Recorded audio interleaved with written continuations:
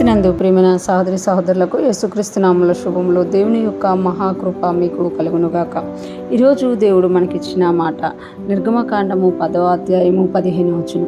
ఆ దేశమున చీకటి కమ్మెను, ఆ దేశపు కూరగాయలన్నిటినీ, ఆ వడగండ్లు పాడు చేయని వృక్షఫలములన్నిటినీ అవి తినివేశాను.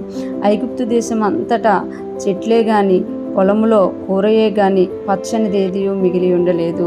ఈ మాటలు మనం నిర్గమకాండంలో చూస్తున్నాము. ఈ మాటలు మోషే గారు తెలియజేస్తున్నట్లుగా మనం చూడగలం. ఇక్కడ ఎప్పుడైతే ఐగుప్తులో అనేకమైన సూచక్రియలు చేస్తున్నప్పుడు ఫరో కఠినపరుచుకున్నారో ఆ దేశం మీదకి ఏమొచ్చిందంట? చీకటి కమ్మిందంట.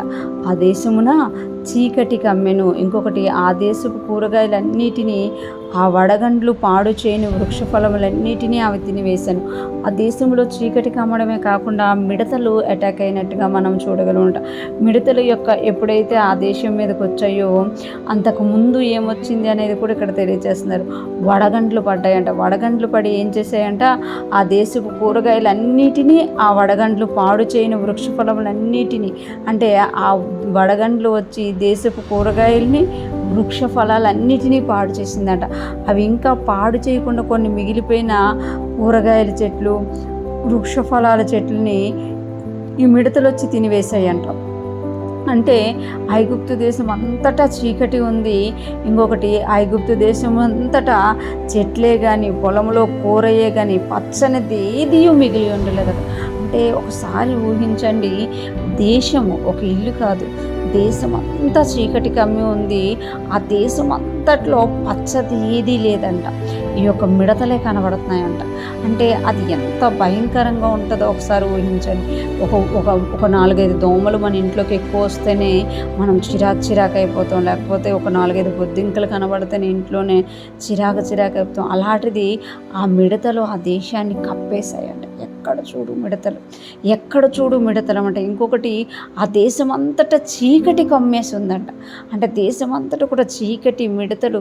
అంటే దేవునికి విరోధంగా వెళ్ళిపోయినప్పుడు జీవితాలు ఎలాగ మారిపోతాయి అనే దానికి ఐగుప్తు ఒక పెద్ద సూచనగా మనకు కనిపిస్తుంది. ఎప్పుడైతే మోషే దేవుని యొద్ద నుండి మాట తీసుకొని ఐగుప్తుకు రాకముందు, ఐగుప్తు ఒక సస్యశ్యామలమైన దేశం. ఎవరైనా కూడా ఐగుప్తుకి వెళ్ళాలి అని ఆశపడే దేశం.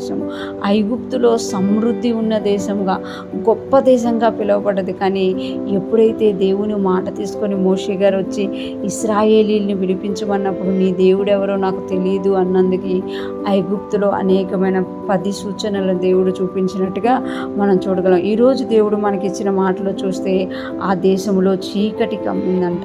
ఆ చీకటి కమ్మడమే కాకుండా మిడతలు వచ్చి పచ్చనది ఏదీ లేకుండా చేస్తాయంట. ఈరోజు ఫ్రెష్ మన్నా వింటున్న ప్రతి ఒక్కరూ జ్ఞాపకం చేసుకోవాలి.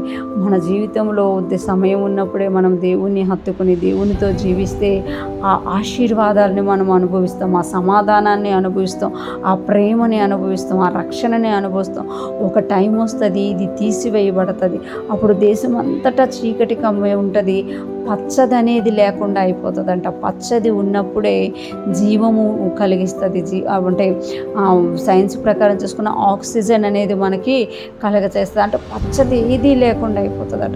ఈరోజు ఫ్రెష్ మన్నా వింటున్న ప్రతి ఒక్కరూ కూడా మనకి సమయం ఉన్నప్పుడే దేవుణ్ణి హత్తుకుందుముగాక. మన జీవితాలు వెలుగుతోనూ, పచ్చదనముతోనూ, జీవముతోనూ నింపుకొని అనేక మందికి ఆశీర్వాదకరంగాను, దేవునికి మహిమకరంగాను జీవించదుముగాక. ఆమేన్.